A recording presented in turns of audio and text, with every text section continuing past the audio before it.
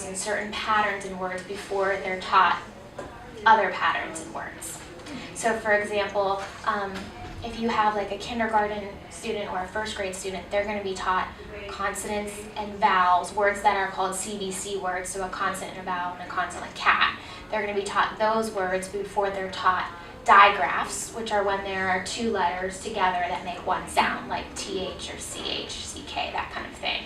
Or letters with blends, so a word that like the word blend has BL in the beginning, that's called a blend. It's two letters, we say they're two letters that work together to make a sound, but they both have their individual sound.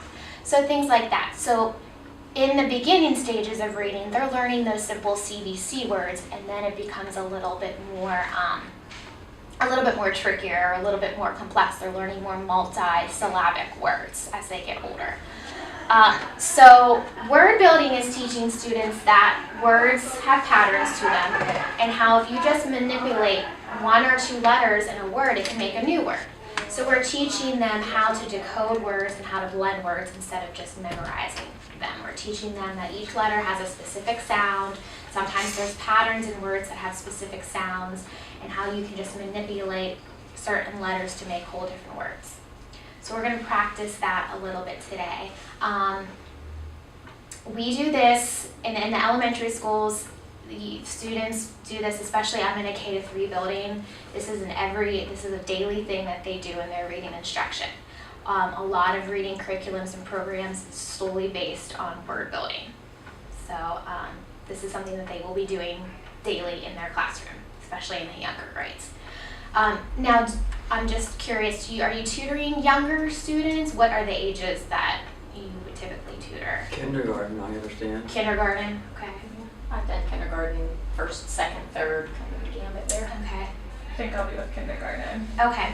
So kindergarten typically doesn't do word building until like the second half of the year, because the beginning of kindergarten, they're still learning a lot of phonemic awareness, which I don't know if you're familiar with at all, but it's just learning like the different sounds in words, like learning rhyming and learning, for example, a lot of times we'll practice words where I'll tell them a word and they'll tell me the first sound that they hear in that word. So it's a lot of just oral listening for those sounds and words practice, and then learning the letters, so the recognition and identification of the letters, and then the sounds of the letters. And then typically all the students are different. You'll have students that come into kindergarten that are reading, that are doing word building, and you'll have students that come into kindergarten that don't even know their letters. So usually in kindergarten there's a wide range of abilities, but they really pick up a lot in kindergarten. I feel like kindergarten is, they say kids are sponges, and kindergarten I feel like is that year where you'll have a kid come in at the beginning of the year who never had preschool, never had any background, don't know their letters, and by the end of the year they're reading. Like sometimes it's just what they were exposed to before kindergarten or not. So we're going to do some word building, and I'm going to go through with you just the procedure of how I do word building. Like I said, I think you have access to these foundation boards, which are great to use with your students. If you do not, just some things that I use even when I'm tutoring or in my classroom is I notice the kids love to use, we mentioned this, they love to use the whiteboards. They love to use the markers and erasers. They're just funner for them than actual writing. And sometimes I even actually like to use these as opposed to the letter tiles, because sometimes I like to have them get that kinesthetic practice. Sometimes students learn better through multi-sensory activities, and so it helps them to actually write the letters. So sometimes we'll just use the whiteboards instead of the letter tiles or the boards, but any of those work great. I also have I have lots of nieces and nephews at home. See if I brought it. I thought I threw it in here. Maybe I did not. But you know those little magnetic letters that you put on refrigerators? You can use those as well. So any of those work fine for word building. I just brought this because this is what I have. I thought it would be better for you to visually see, but we can practice with the letter board since that's what you'll most likely have access to, or even the whiteboards, whichever you prefer. Do you have these at Tutoring Center? I think we may have a couple, yeah. We definitely have whiteboards. Yeah, and then both schools should have those for literacy support. Great. Yeah. Okay. So this packet that I handed to you that's stapled together, this is Isabel Beck's recommendation for this sequence of the word building activities. So for example, in kindergarten, after the students would have been taught and know their letters and letter sounds, and they're ready to start building words, to start reading CBC words, you would start with sequence A1.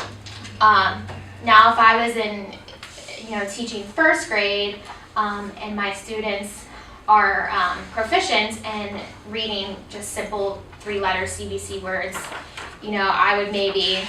I usually do like a pre-test with them, or like if I'm tutoring and I have access to their teacher, I would ask, I check to see if they know like their digraphs. So if they know their digraphs, I could maybe start at like A17 or A18, because that starts with digraph SH, things like that. So just depending on where the student is academic-wise and what they already know is where you would start in the lesson. You don't always have to start with A1 and just go from there. Excuse me, Maggie, could we expect first day, a couple days, the teacher to know, have worked with the children and know where they are? By now, yes, I would believe so. So if you go into school and if you go into kindergarten, and I don't know how exactly it works, maybe Rachel can answer this a little bit better. If the teachers tell you specifically what they want you to work on with the student, a lot of times I know in our school the teachers will tell the volunteers, this student really needs practice with their letter sounds. And then sometimes they have their own things to give you with that. We can check with Rachel on that. I'm not sure exactly how the Urban Impact program goes, but the teacher by now should be able to tell you exactly what that student needs. Okay. Yeah. And like I said, if it's kindergarten, chances are if they're seeing you this time of the year, they're just going to need letter practice. Okay?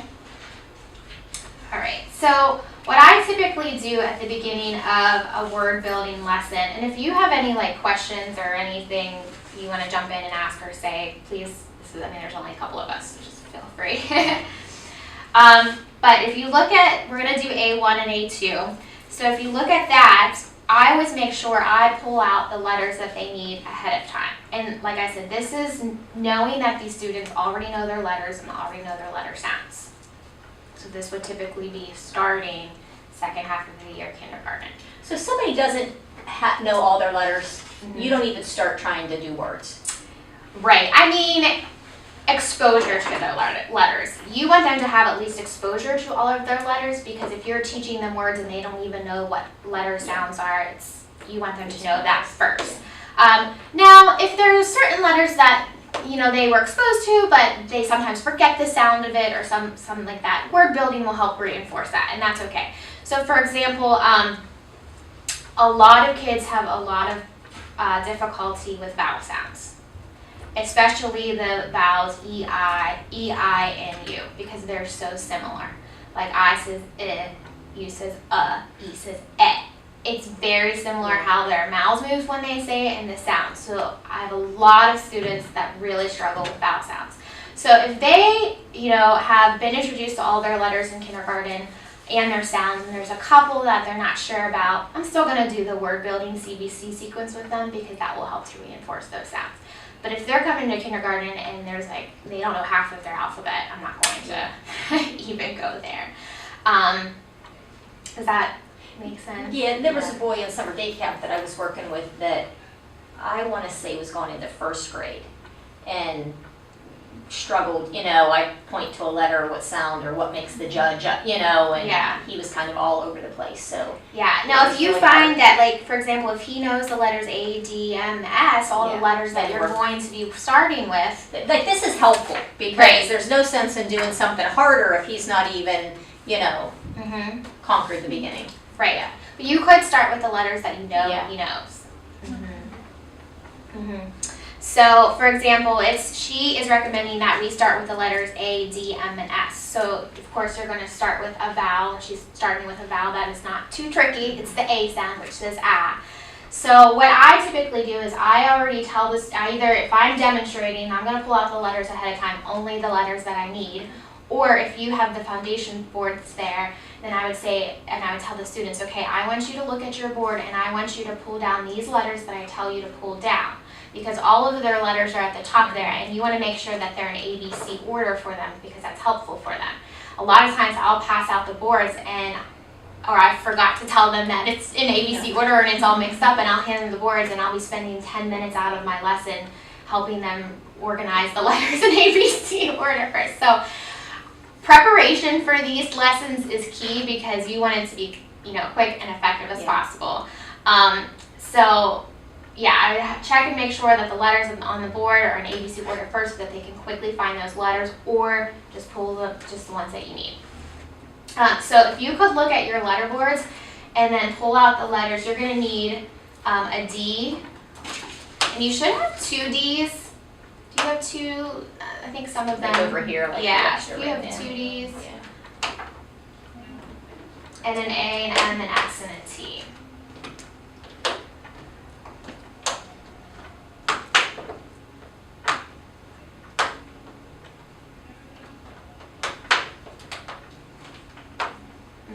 Everybody good? So you don't necessarily have 2 Ds, but you have a blank one that could be a D. If you want, you can write a D. Upside down P will work. Oh, there you go. Everybody good? Okay. So what I would do first is I would review the sounds of those letters that we're working with today with the students, the letter names and the letter sounds. So I would say, we have a D. D says duh. We have an A says ah. M says S says sorry. T says yes. The other thing, the D's and B's you'll find is mixed up a lot too, and that's very, very common. I have a lot of times parents in kindergarten, first grade will call me freaking out, like my students always like D's, P's, Q's. Yeah. And I reassure them and say it's very, very common. And if they're still doing that in like 4th grade, maybe it's something I don't know, like maybe be concerned about. But B's and D's are very common, so I would just reinforce with them. If they say, oh, that's a B, I'd say trace it with your finger and say D, duh, D, duh, D, duh. So anytime I have a student that makes a mistake, I have them trace it. That's the Wharton-Gillingham method, is trace it and say the sound and the letter 3 times.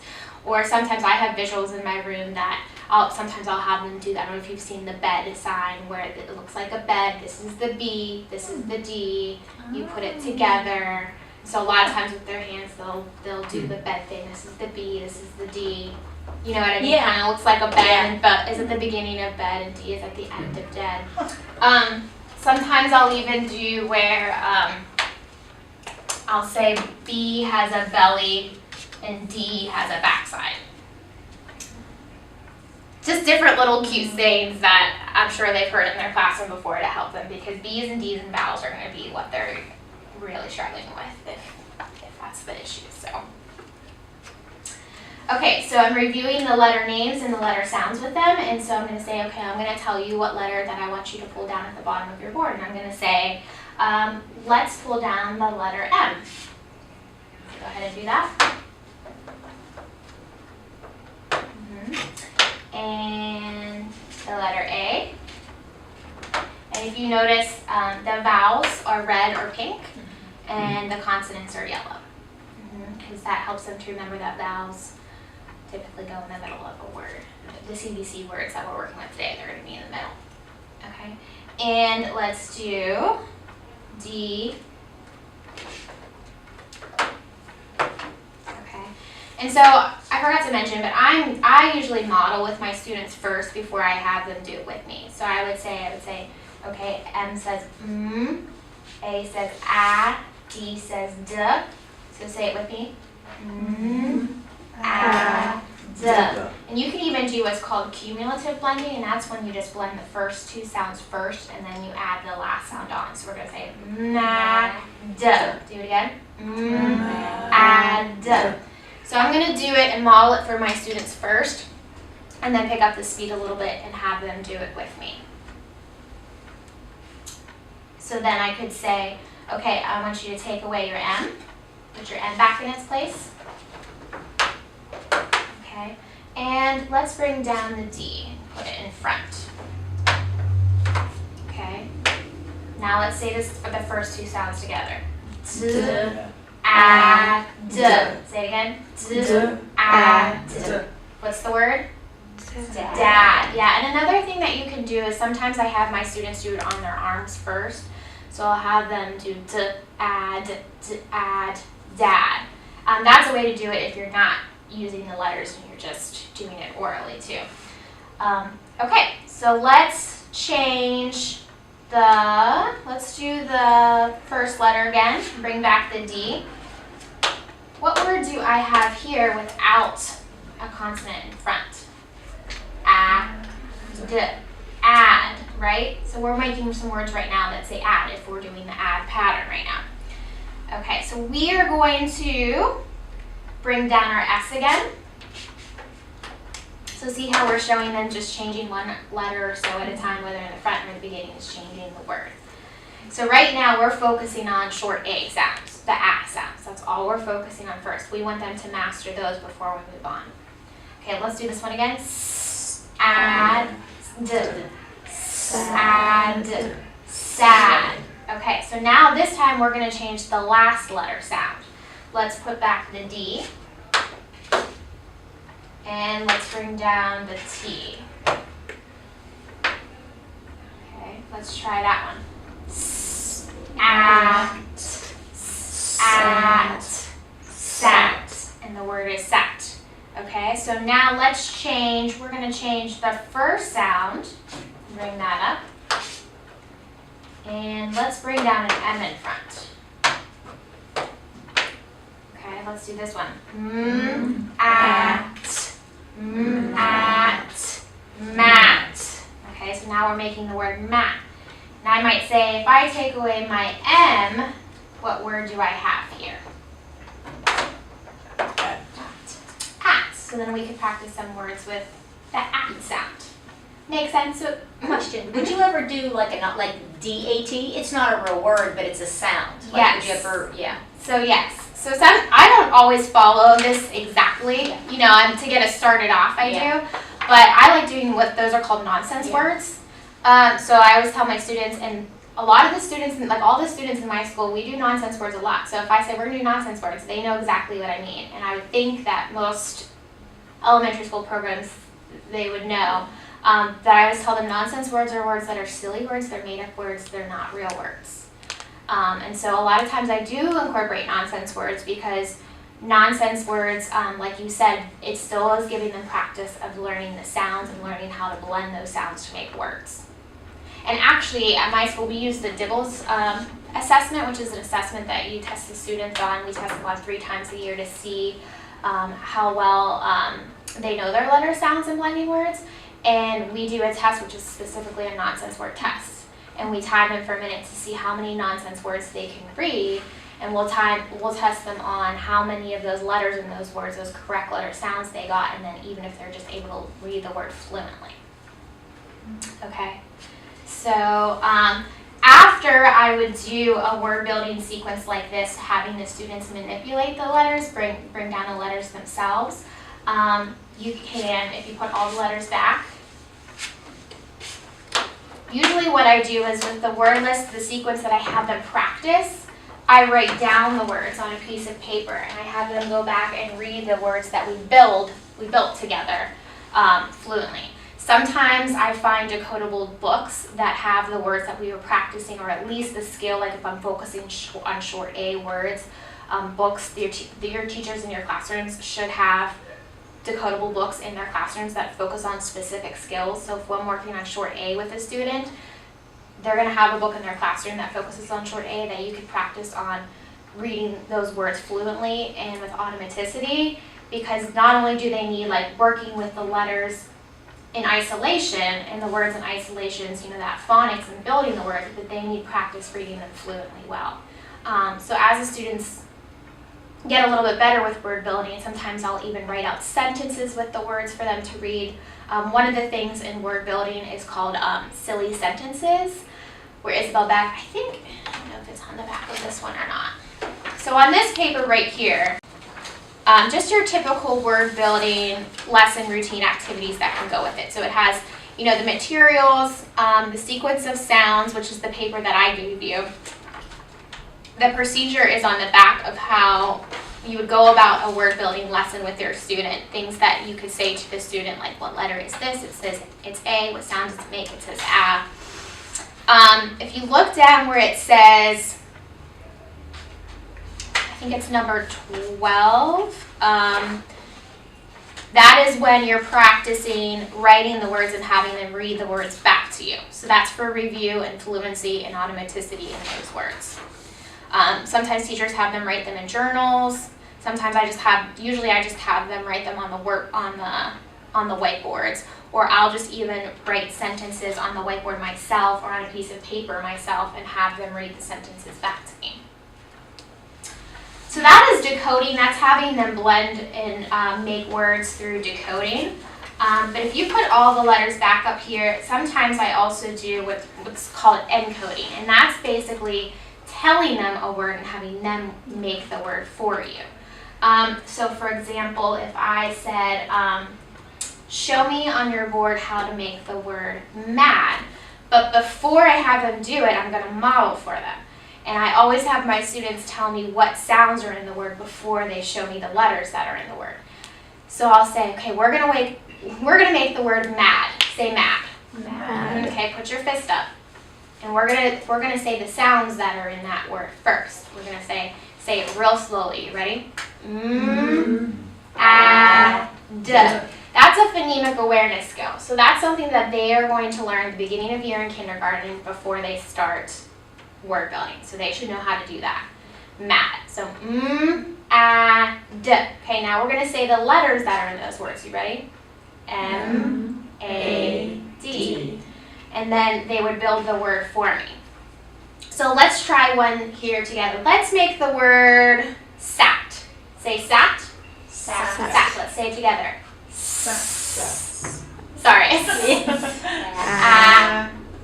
What's the word? Sat. Good job. Or I know some people tap them where they go sat, or you can do it on your arms.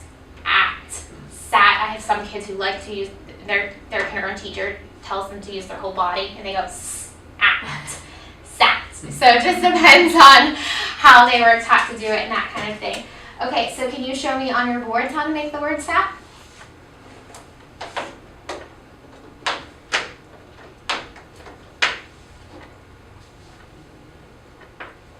Okay, good job. Read the word back to me. Let's do it. Oh, I should probably do down here for you. Read it together. Sat. Good job. Okay, let's try another one. And can I have someone just for this next one maybe make a mistake? So I can show you. I'll screw up. Okay, so let's do the word, let's build the word mat. Say it with me. Mat. Let's do the sounds. At. Okay, go ahead and show me on your board how to make the word mat.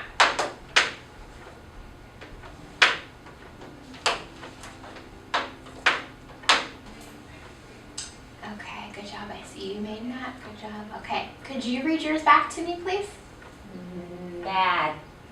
Okay, so what do you hear at the end of mad? And listen to what I said, mat. So what sound do you need at the end of that word? T.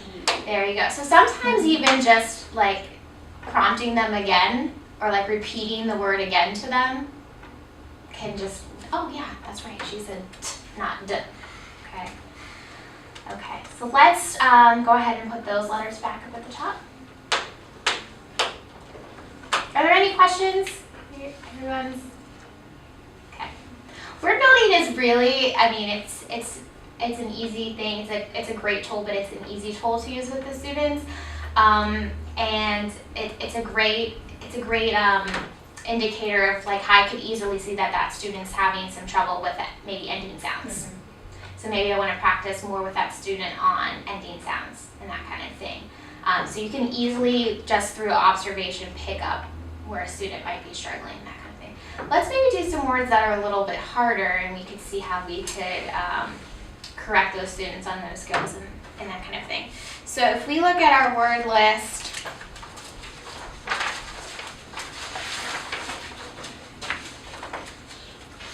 At what level should they have mastered all these? that's a great question.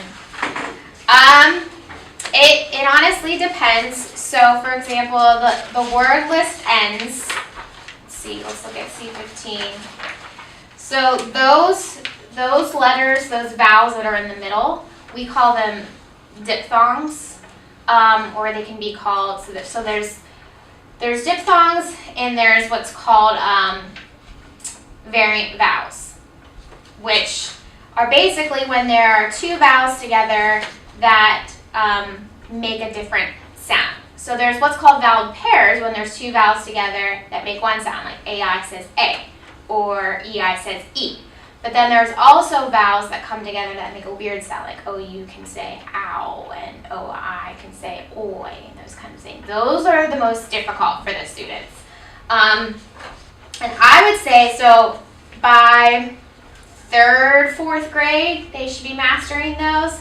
Of course, we have students that are not.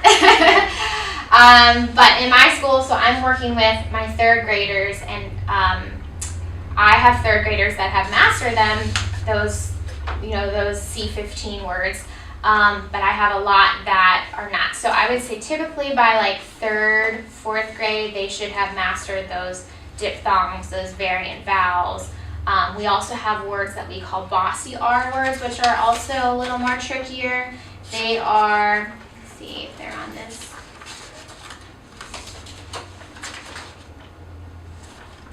You can see them on this one, but I know with Isabel Beck, those are typically more of like her more harder words that are at the end of word building lessons as well. And are they typically easier for the kids to read them as opposed to write them? So spelling is typically more difficult for students. So if I would say, spell this word, write down this word for me, that would be typically more difficult, that I have found, than actually having them read the word. So having them, like I had you pull it down yourself, and I called it, like encoding, where I just told you the word and had you build the word, that would be more difficult for them. Okay. So you might want to start with just telling them what letters to bring down and helping them read those words first. Okay, so let's look at sequence, and then I can have you guys kind of try it with a partner on your own. If you look at, I think it's section B7, it starts on B7. Those are when we call them sneaky silent E words start. So sometimes teachers call them the sneaky E, sometimes they call them the silent E, sometimes they call them the bossy E.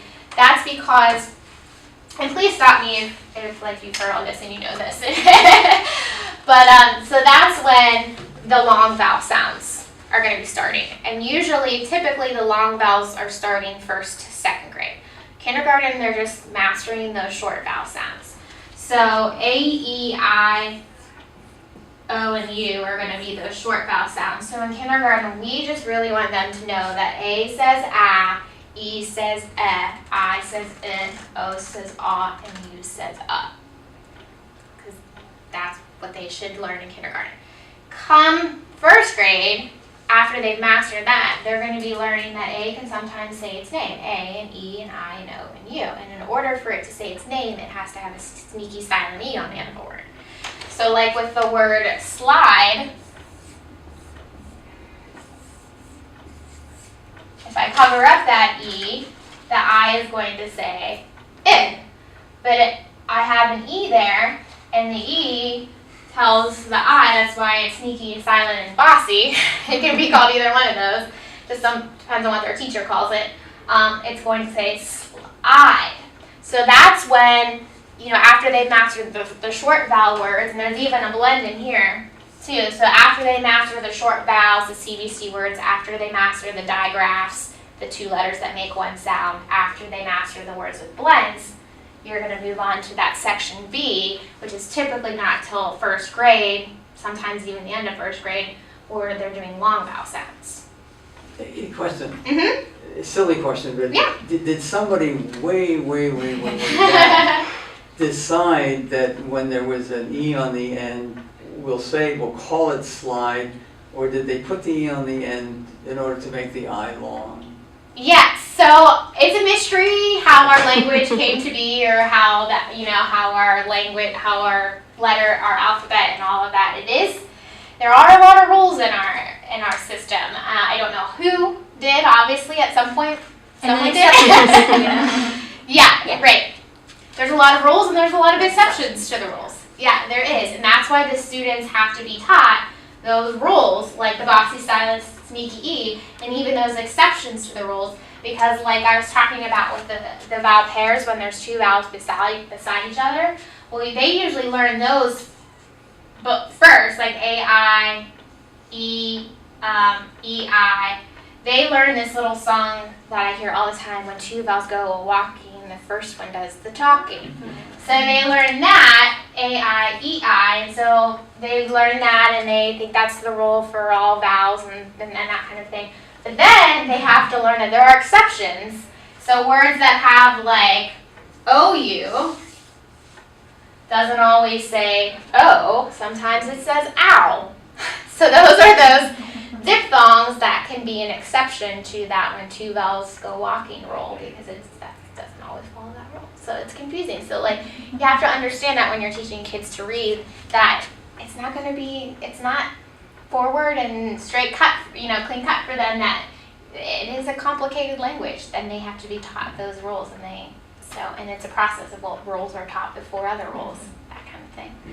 So that's kind of why the sequence of the word building follows a certain sequence that was researched on what students should be learning before they're learning certain skills. So we should respect that sequence because of that. Yes. Like I would not be teaching students long vowels before short vowels, that kind of thing, because it's been scientifically proven that that's just not how their brain works. It's going to be more complicated for them. But this is super helpful, like for me, like I don't even remember learning rule. I remember spelling, maybe it was generations ago. I don't know, but it's helpful for me, so if I know I'm working with a first grader, I'm not going to get into the long vowel sounds, which I probably would go like the it or the yeah. So I wouldn't even. So you're saying kindergarten don't even talk about the. Unless their teacher says, hey, this student knows their short and long vowels. But usually, if it's a student you're tutoring with, I'm assuming you get students that need that extra help, Well, see, I do tutoring center, so I don't see the teacher. They come here after school and they bring homework. Sometimes they don't bring homework, So and then I have to come up. I have no idea what they're studying sometimes. So then I have to just think about what would an age-appropriate lesson be. So this is great. Yeah. So, and I can even. You even want to list all of the sections A, it's all words that have short vowels. It's all words that have blends either in the beginning of the word or in the end of the word. And there are even some digraphs. So if you see the SH in like A17, that says sh. And even in A25, it has the digraph TH, which says and it has CK, which says k. CK always goes at the end of a word. So those are digraphs. Those are things that section A that they should have learned in kindergarten. Okay. Beginning of kindergarten, probably just those very first couple sections with those CBC words. If you have a second grader that is struggling and that's why they're coming to see you, they might still need help on these short vowel CBC words, especially nonsense words, because they might be a student, like I have a lot of students that are really good at just memorizing, and that's why we're teaching them through word building, the specific sound and the order of things, and just changing and manipulating certain letters and that kind of thing, because we're teaching them that as they get older, the words are going to get more complicated, and the words are going to get longer, and you won't be able to just memorize them. And even because there are certain, like you talked about exceptions to rules and things like that, you gotta learn them. It's a process. And a lot of it is just through like repetition. So, yeah, like I said, A is basically your short vowels, your digraphs, your blends. B gets into the long vowels with the sneaky silent E at the end. It does incorporate some blends as well. When you get into C, those get into those long vowel team pairs where it has the words like, if you look at C4 or even C1, it has seat and meet. So those are when you have two vowels at the middle of a word that it does follow that rule when two vowels go walking, the first one does the talking. That's that E sound. That gets a little bit more complicated, probably more towards second grade. They're going to be doing that. Even towards down at the bottom, second and third, I still have third graders that are struggling on AI and AY words. They're learning that AY says A and AI says A and that kind of thing.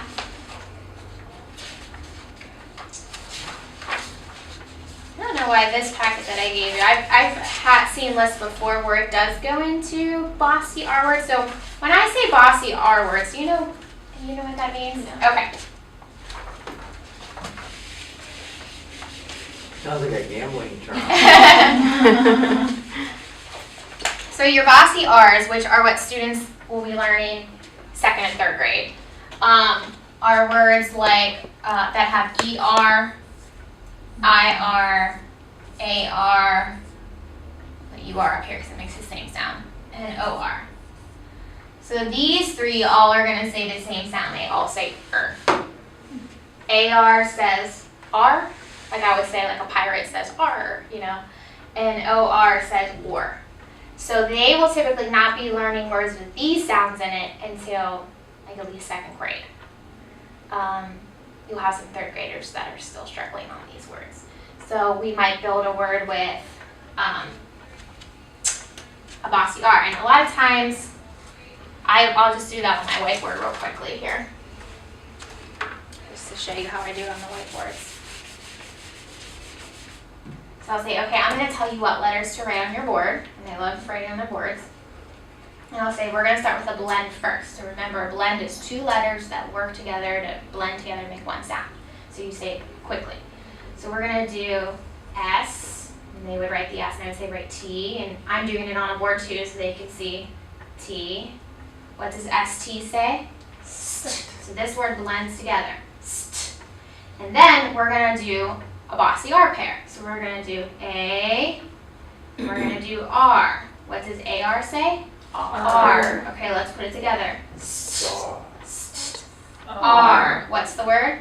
Star. Okay, and so if I'm doing word building, and like you said, I could incorporate some nonsense words, I might say, okay, let's change, I typically wouldn't do this because I want to do blends, but I'd say, okay, let's change the S and the T. If I'm practicing blends and bossy R's, and I can say, let's do a B and let's do an L. And this is going to be it, and I'm going to tell them beforehand, this is not going to be a real word. So let's sound it out. Blue. R. What's the word? Blar. Okay, so that's what word building is. You're telling them how sounds work and how you can manipulate those sounds into different words.